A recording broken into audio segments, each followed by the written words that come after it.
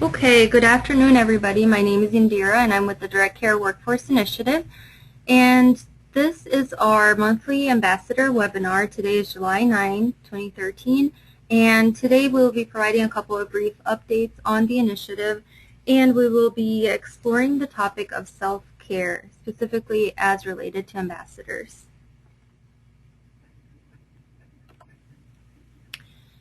The login information is here, but it looks like everybody is logged on, and it doesn't appear as if we have any technology issues.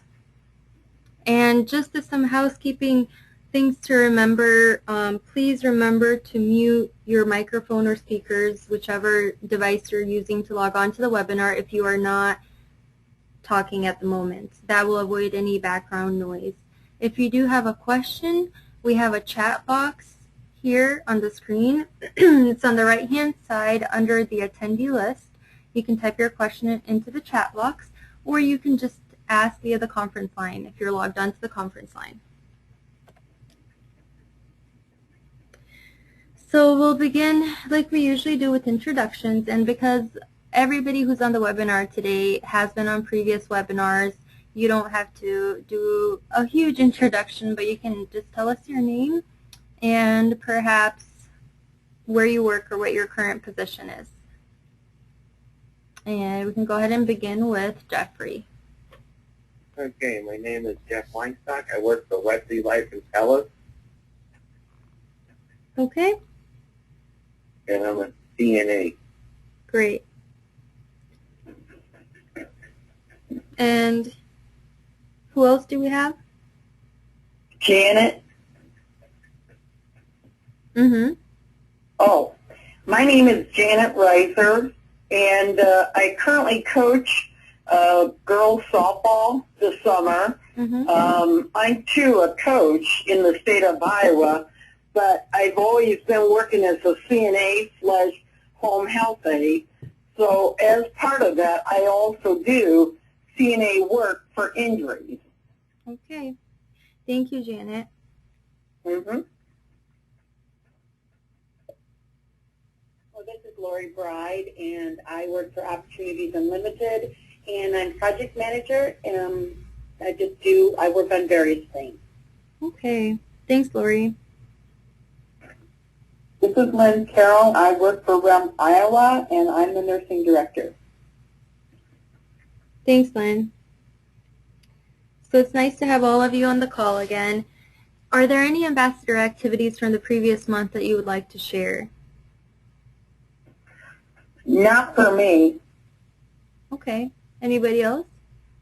You know, I've been talking to people at work about the initiative. Okay, and how's that going? Oh, pretty well. Everybody's very interested.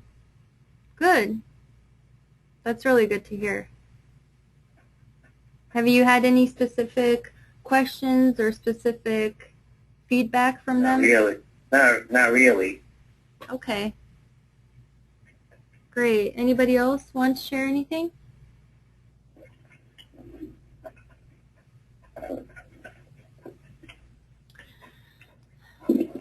And if you happen to talk to anybody who's interested in the initiative and is interested in getting involved in the outreach for the initiative, just please let us know. You can either shoot me an email or give us a call.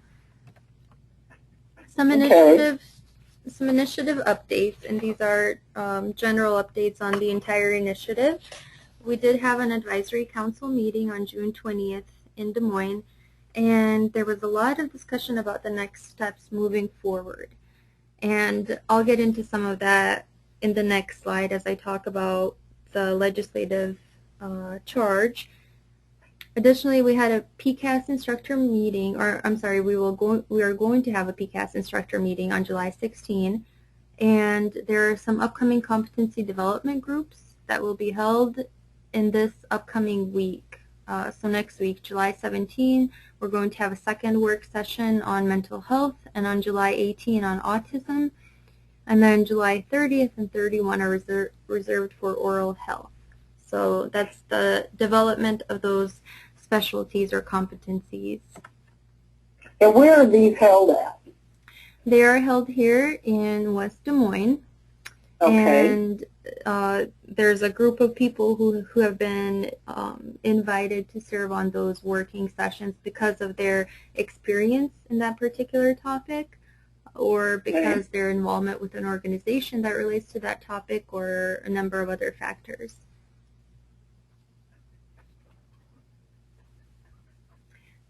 And so last time we were on the webinar, we talked about the Health and Human Services Appropriations Bill. And at that point, we were waiting on the governor to sign that bill so that we could move forward with the items that were listed in that bill. And I'm happy to say that the bill was signed by the governor.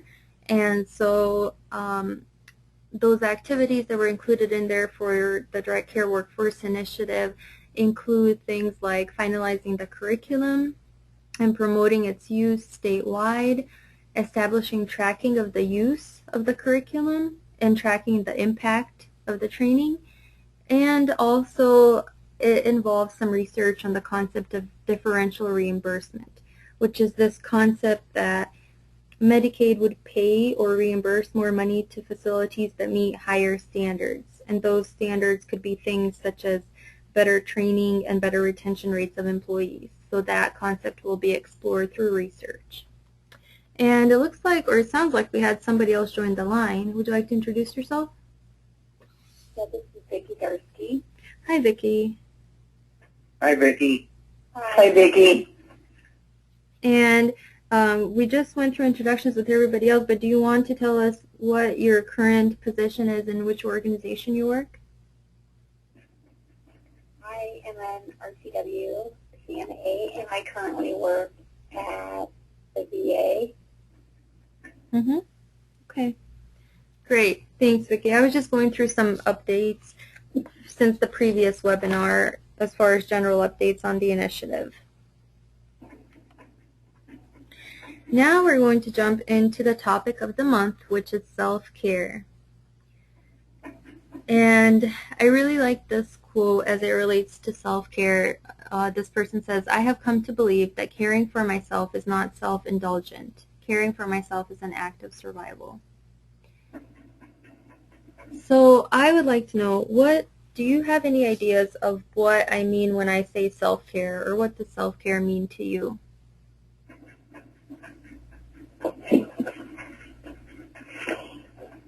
This is Janet. To me, self-care means not only do you take care of others, such as I do. I still work with my dad. But sometimes I have to sit back and take a look at, I also need to take care of myself in order to do a better job with what I do as a coach and a CNA with my dad. Yeah, great. What other ideas do you have? Me or who? Or just anybody on the line? Oh.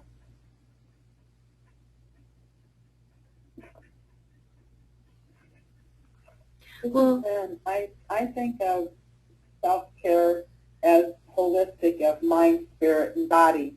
When those things are out of balance, you know, as a lot of times they are from day to day, that's what we have to work on to keep ourselves, take care of ourselves. Yeah, exactly, because all of those things impact us as individuals. So when one thing is causing us more stress, it kicks everything out of balance. So yeah, that's exactly right. So when we're talking about self-care, like both of you stated, it's really personal health maintenance and caring for oneself, because a large part of your work involves what we can refer to as emotional labor. It's very labor intensive in many aspects, but especially in the emotional sense, because you're impacted by the people for whom you provide care, and you're impacted by their stories and their experiences. And so we can look at self-care as care for oneself, but I really like what you said, Lynn, as far as it's a holistic approach. And so why would self-care be significant? What's the importance of self-care? Well, in my view, if you don't take care of yourself, like emotionally, physically, you're not able to take care of others either, because you're not giving them that part of you and your qualities of taking care of them. Once you're down, you're exhausted, you get to a point that you see, okay, I got to care for them and not myself. It's like they come first, and we understand that, yes, to a certain degree. To a certain degree, you also have to take care of yourself in order for you to do a good job with others. Yeah, and when we say direct care, it really says it all in the name, which is that you're providing direct care to other individuals. And so exactly like you said, Janet, in order to provide care to others, we do have to care for ourselves too. Right. That's the same way I feel. Yeah. I agree. I think so too. I think you have to take care of yourself. You know, you have to be able to be in a good place with yourself. Great. Yeah, you guys are right on. And so this concept of why self-care is important will become apparent through the rest of the webinar as well. We're going to talk a little bit about trauma and vicarious trauma because these two concepts are very related to this topic, and really they illuminate why the topic is so important. And so we're going to explore, first of all, what trauma is, and then how it develops, and how it affects the person, how it affects your brain, your body, and you as a whole. And then we'll explore a little bit with regards to how people react to trauma. So when we say trauma, in a general sense, something happens. So it can be either an event, or it can be a series of events, or some sort of circumstance. So something has to happen. After that happens, that person feels either a fear or a helplessness or shock, or it can be a situation in which the person feels either physically or emotionally harmed, or they feel that that situation is threatening. So that's one type of trauma. In another sense, trauma really is your body's normal reaction to whatever unusual or inordinary circumstance you're facing. So your body reacts in a normal way, which is to protect itself. And we'll get into a little bit more detail with that here in the following slides. But one thing to remember about trauma is that it really has long-lasting effects. And so it's important to address trauma so that it doesn't accumulate along the way, and so that it doesn't pile up, and then it can really cause long-lasting effects on that individual. So we'll explore two different types of trauma. One would be personal trauma, and that is when something surprising happens that has adverse or negative effects on you, or someone causes you wrongdoing or harm. But another type of trauma would be called non-personal, which is things that impact us, but they may not happen to us directly. So it could be something that happens in your environment. For example, a tornado happens in your community, or a hurricane or some other natural disaster, or it could be the death of somebody else or the illness of somebody else. And it could also be accidents. So these are things that are out of our control, but yet they happen and they still impact us, even though it might not be directly. And the thing about trauma is that when trauma happens to an individual, the individual reacts and it causes stress. And different people react in different ways to stress, but either way it has effects on the brain, the body, and that person as a whole and their behavior.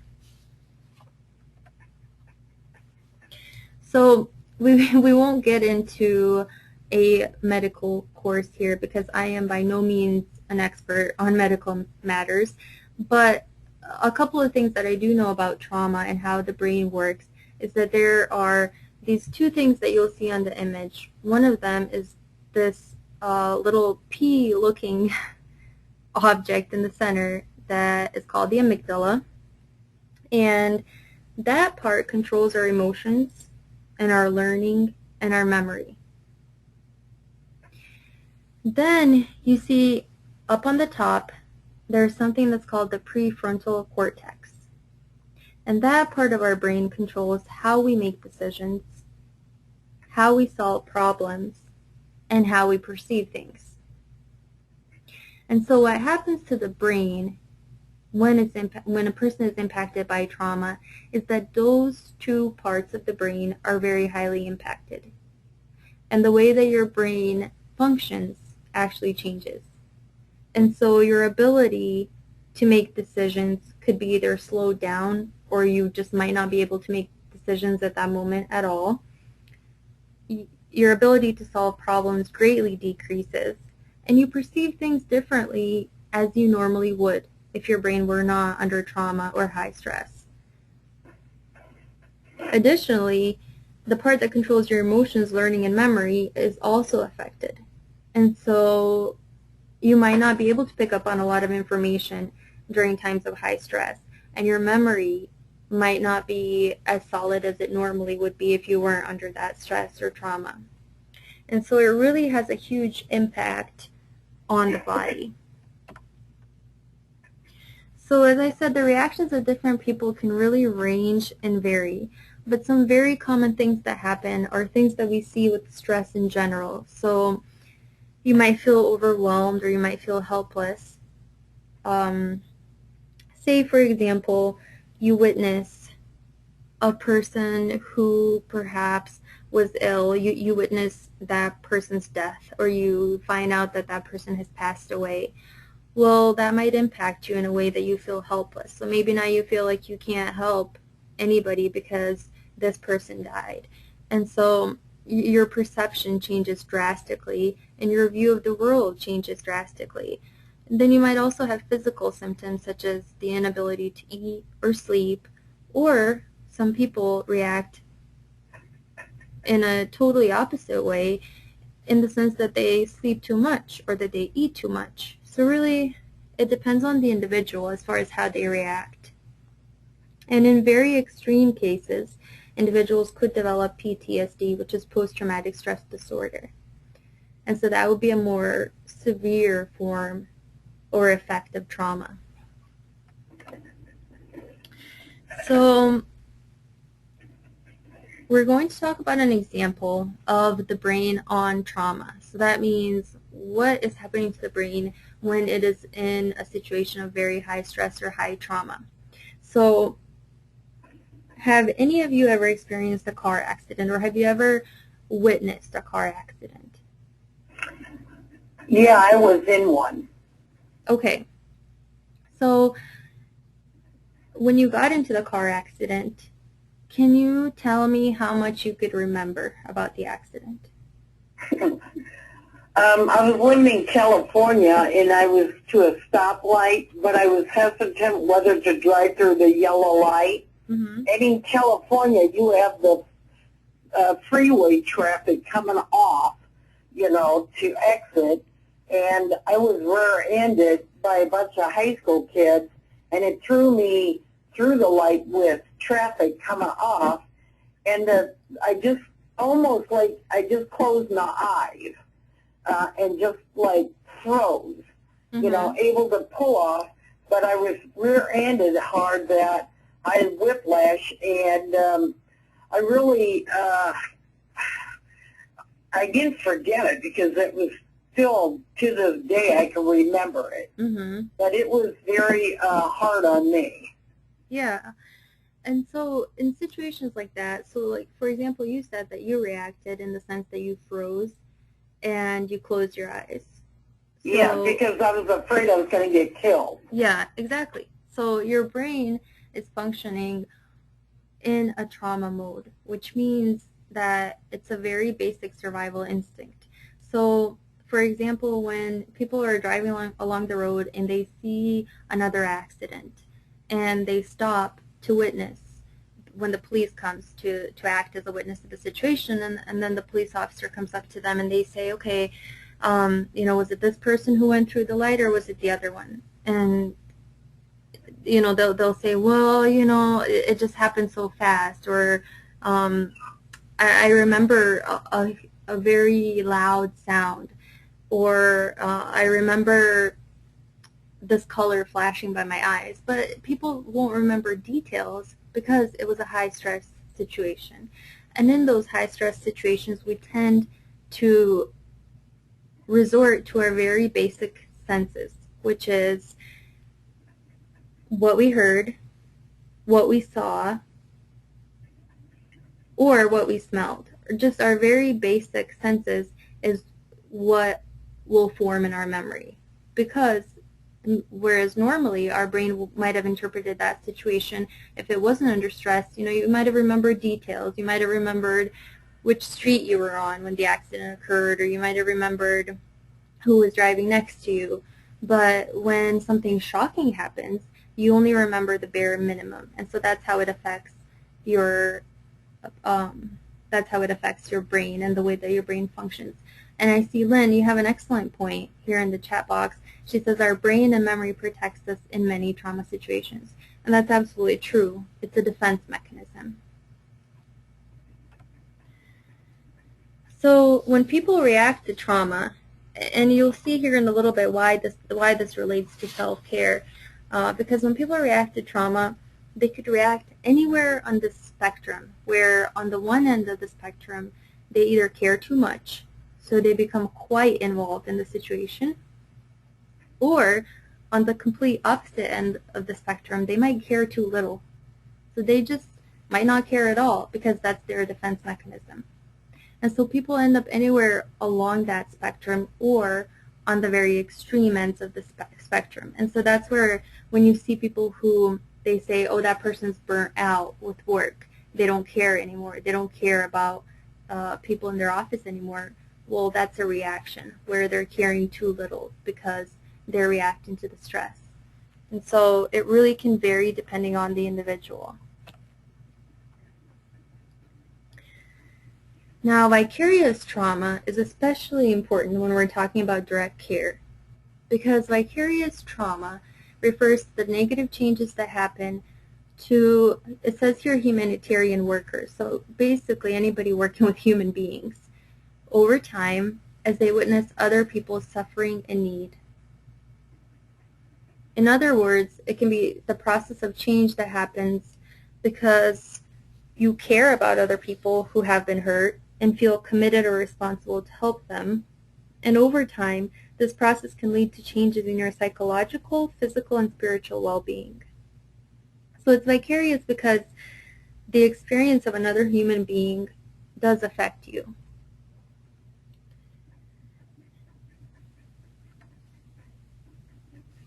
It affects the person's sense of safety.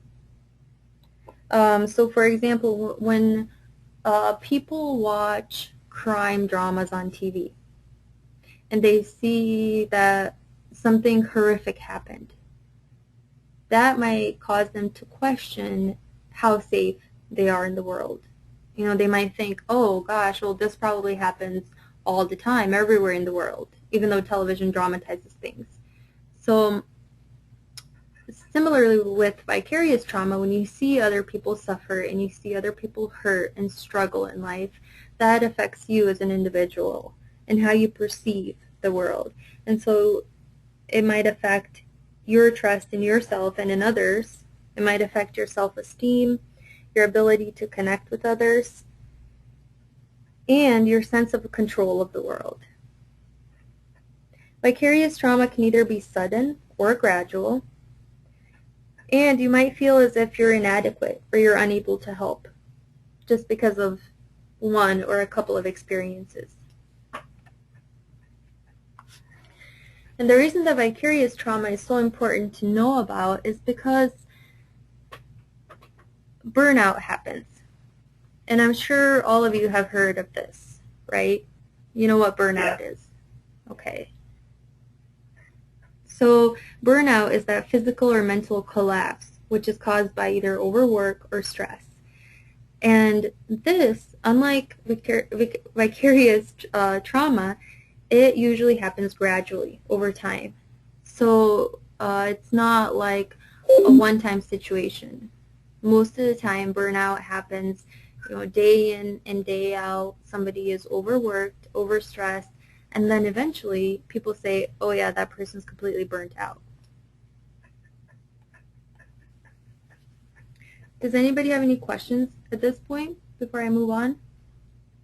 No. Okay.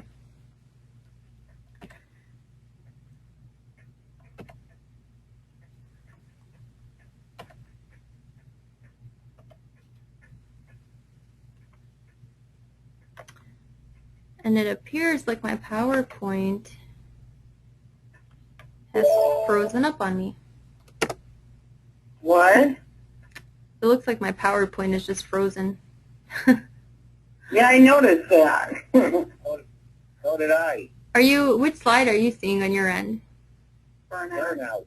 Okay, yeah, and that's where I'm at too. I just don't know what, there we go. I don't know why it wasn't moving. Okay. So now we're going to transition to talking about self-care, because obviously we see the kinds of things that can happen when people are under high trauma or high stress or when they're burnt out. And so in order to avoid that or to make it less, we can talk about self-care.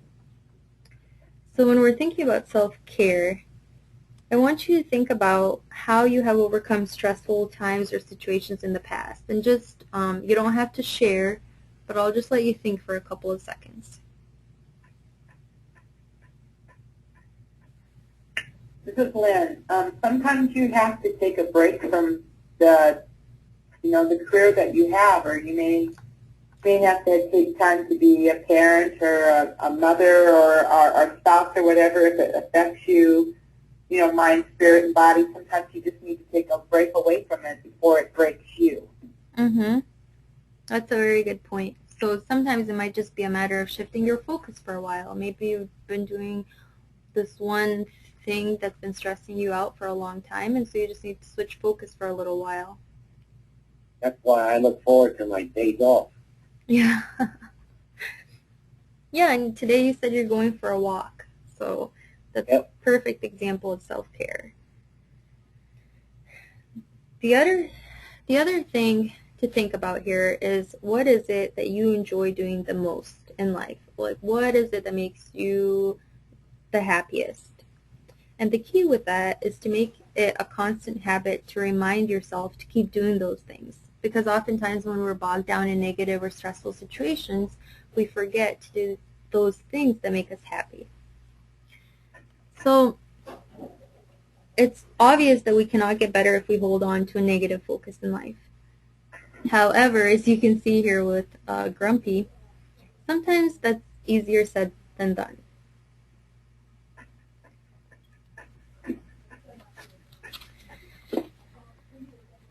So we're going to talk about a couple of practical ideas for self-care. Does anybody have anything to add before I move on here? No. No. Okay. So one of my favorite practical things to do is to find a little humor in life. So this guy on here says, I'm a little stressed right now. Just turn around and leave quietly and no one gets hurt. So oftentimes when we're in modes of very high stress, humor can be a huge help. That's what I do on a daily basis when it comes to games. Mm-hmm. My head coach gets totally stressed, and I'm the one there to comfort the girls. Mm-hmm. And praise them and just say, shake it off, you'll get back. Yeah. That's a great approach.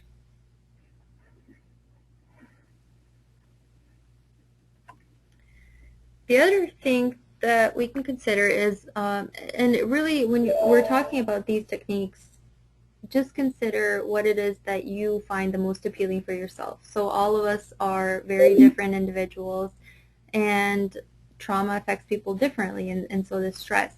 And so when we're talking about self-care tips, it's important to note that not all tips will work for everybody. So it's important to choose what you believe will work for you. So the other idea when we're talking about self-care is personal things such as spirituality.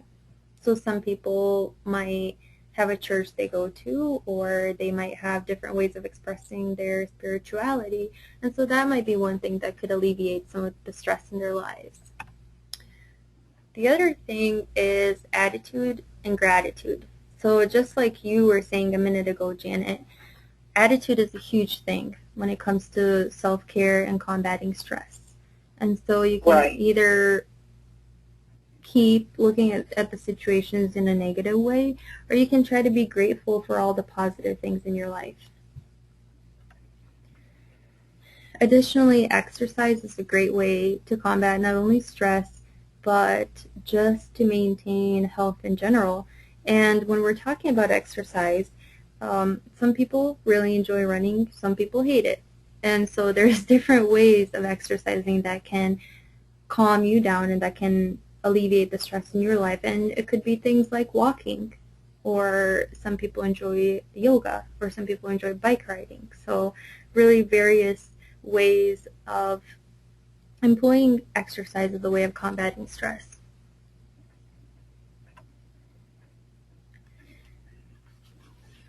These are some other ideas, and of course everybody has their individual preferences, but writing and art have been used in healing in various fields, and they have proven to be effective. In my previous work, when I used to work with a lot of high trauma situations, I worked with victims or survivors of domestic violence and sexual abuse, and I worked with anybody on the spectrum of sexual abuse to people who are victims of human trafficking. And so in counseling these individuals, we found that encouraging them to write and encouraging them to express themselves with art was a really effective way of healing and caring for themselves. And so, but you know, not everybody likes to write, and not everybody likes to draw or express themselves with art. And so that's why I say that it's really important to figure out what it is that works best for you. And when I say write, it doesn't mean that you have to be really good at writing, or it doesn't mean that you have to write a book, but you can even keep a very informal journal, like this here on the screen. It says things that tick me off. And you can make lists of things that are bothering you if you don't feel like writing full sentences.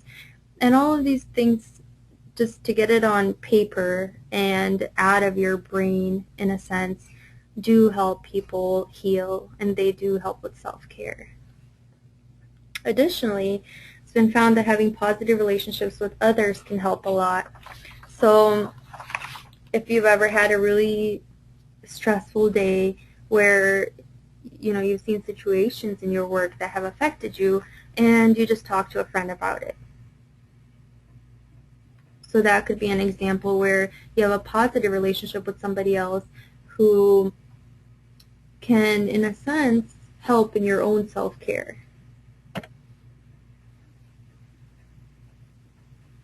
And this is just an example of, just even looking at this picture might be soothing to some people. And so you can look at things that make you happy if you don't feel like writing, or if you don't feel like doing art yourself.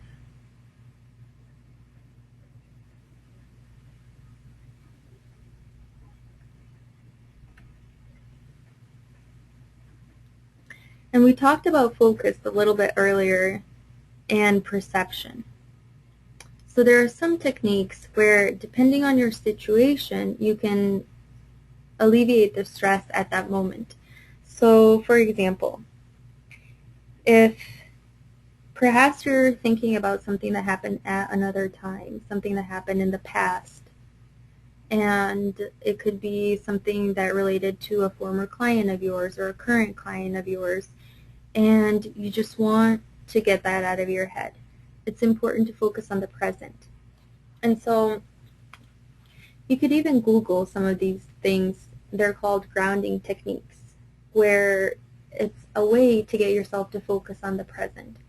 So it might even be as simple as just sitting in a quiet room and noticing, first of all, that you're in that room, right? Because a lot of times when we're thinking about different situations or the past, we get carried away and we get so emotionally wrapped up in thinking about that specific thing that we're thinking about that we forget where we are. We might forget that we're in a safe place, for example. So there are these things that are called grounding techniques that can really help decrease stress in the moment by focusing on the present.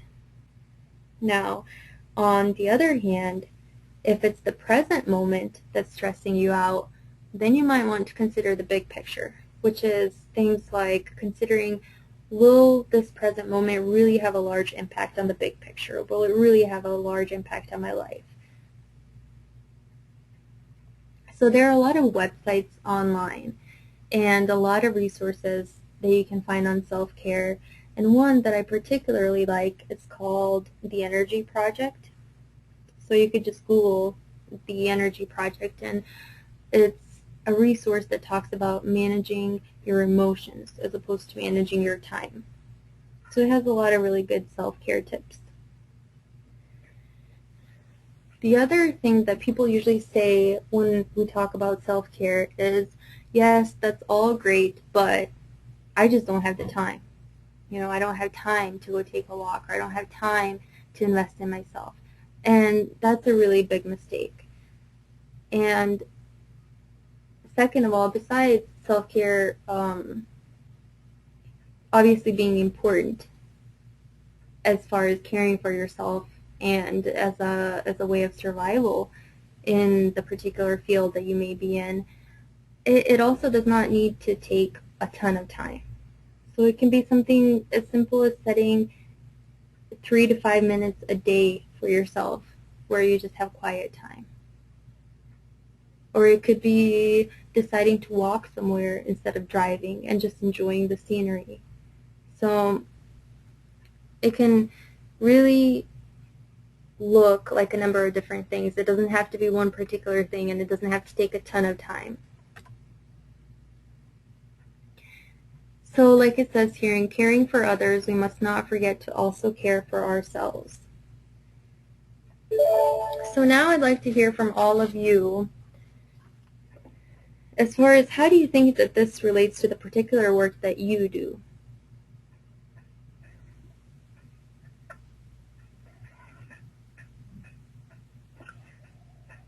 Hi, this is Janet. And since I'm coaching, I care for the players a lot, probably a lot more than the head coach does. I'm a little more compassionate, and I give them the time that's needed to focus on them one-on-one to learning the drills or the skills that they need to be good players. Mm-hmm. And that's where I feel good about myself. Great. And I do use a lot of humor. Mm-hmm. And they even said that it was the best. You know, they said I was funny. I mean, I bring the morale up. So it's like an uplifting enjoyment time of their summer. Mm-hmm. And that's all. Great. Thanks, Janet. And what about, I'm not sure who is still on the call, but I know some of you work as CNAs, and the rest of you are obviously in the direct care field. So can you talk a little bit about your experience or what you take away from this topic as far as how it relates to your work? I figure if I'm not, if my health is compromised, I won't be able to take care of my residents on a daily basis.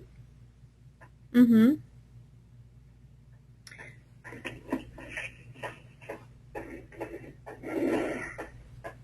I think we have to realize that when we are not at our best or we are ill, that we have to, take care of ourselves and stay home that day from work rather than push on, because sometimes it's not good for those that we serve, and it's certainly not good for ourselves. But we tell ourselves, because we are very faithful to what we do, that I can go in and I'll be fine. But if we don't draw a line somewhere, then eventually it'll lead to burnout. Mm-hmm. And we talk about direct care workers and it being a profession where there is a really high turnover rate. And it's not just us who notices it. I know our residents can tell, like, if we go to work, the people that I work with, they'll say, you just don't seem like yourself today. You just don't seem like, you're as happy today, or, you're not joking with us like you normally do. Mm-hmm. They can tell if you're not yourself or you're not having a good day. So, I mean, they know. They know if you're reaching, like, a different point. Yeah. So, I mean, if you need a day off, people should probably be taking a day off. Mm-hmm. Yeah, that's very true. Definitely the people who you are serving can notice a difference in you. And so it's really almost doing them a disservice when you're just wearing yourself out, because as we talk about often with the high turnover, and for example, we'll just use CNAs as one example. If there's high turnover and one individual who is being served has to get to know a new CNA every year or every couple of months, there's no consistency for that individual. And so on the flip end of that, you as an individual being burnt out and worn out, you really won't be able to find pleasure in your work. You won't be able to enjoy what you do if you're pushing yourself too hard and just working in an overload of stress all the time. So those are very good points from all of you.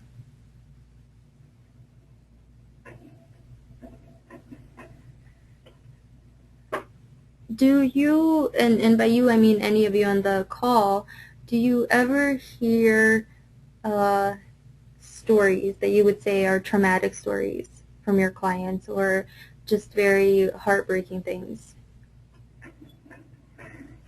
What do you mean?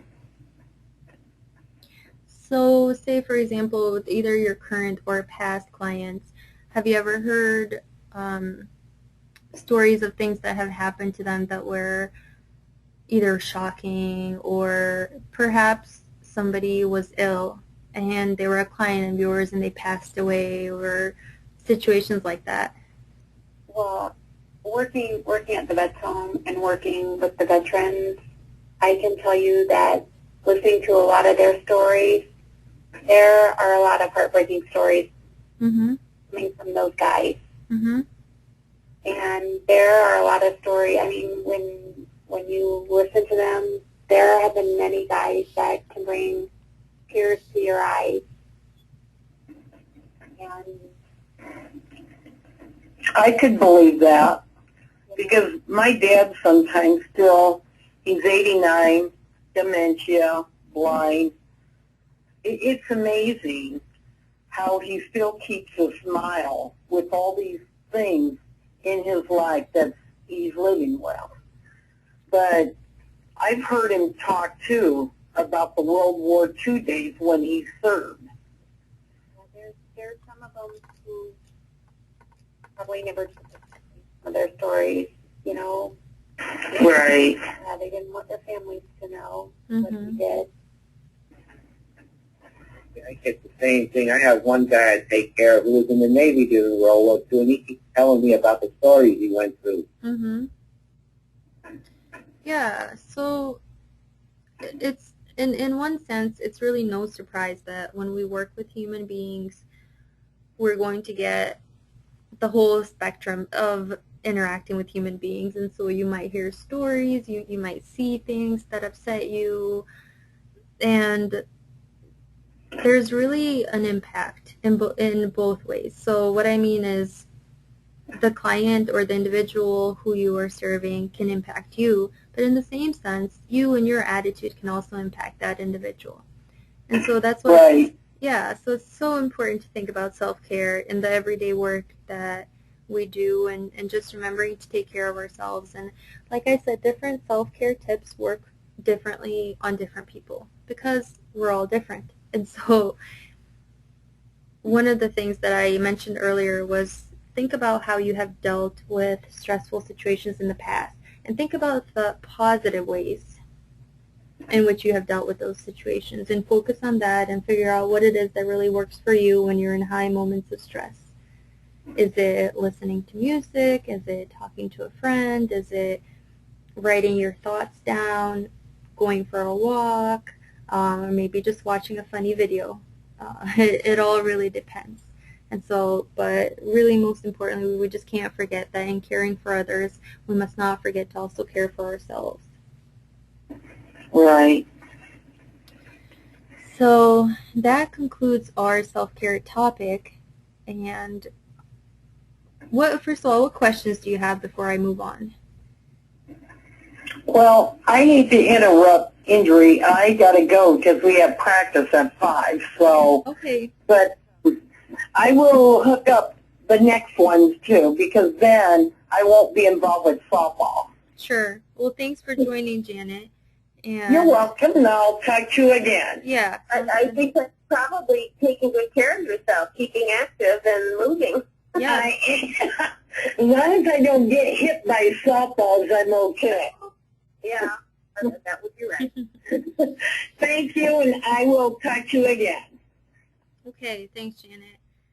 Bye, Indra.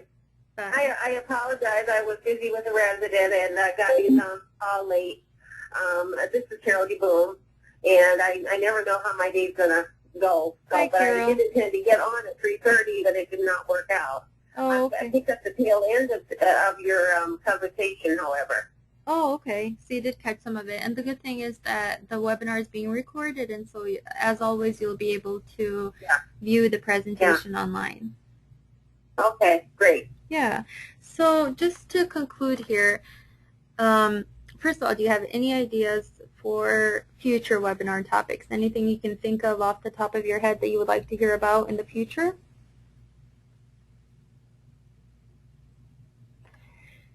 And if I'm putting you on the spot right now, don't worry. You can always email me topics, too, if you think of them. These are the dates for our future Ambassador webinars. The next one is August 13th, it looks like, and it'll be at the same time, 3:30 p.m., and it's always the same login link, but I do send that out each month just as a reminder, and so that you don't have to dig up the previous email. And if you have any questions, that's my email there on the screen and my phone number.